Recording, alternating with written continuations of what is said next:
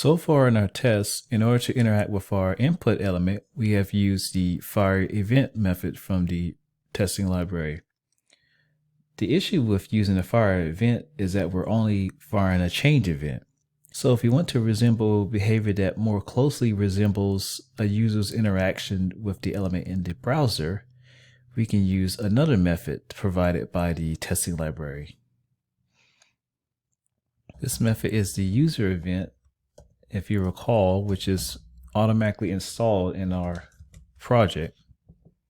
So we just need to import it in order to use it in our test. So instead of using the fire event to interact with our input element, we could use user.type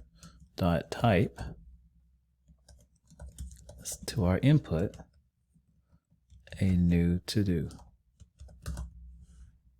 And instead of using the fire event to click on the submit button, we can use user.click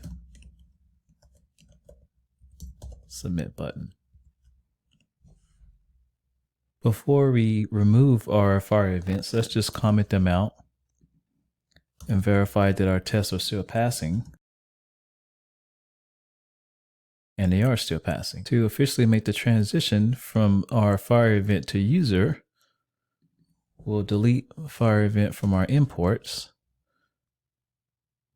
and then we'll delete our fire event lines of code from our test file.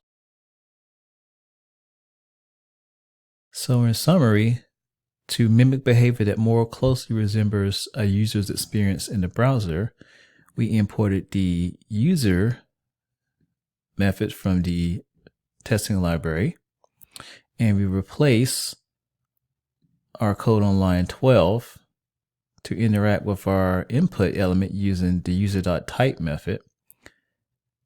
And we updated our code on line 16 to interact with our submit button using user.click.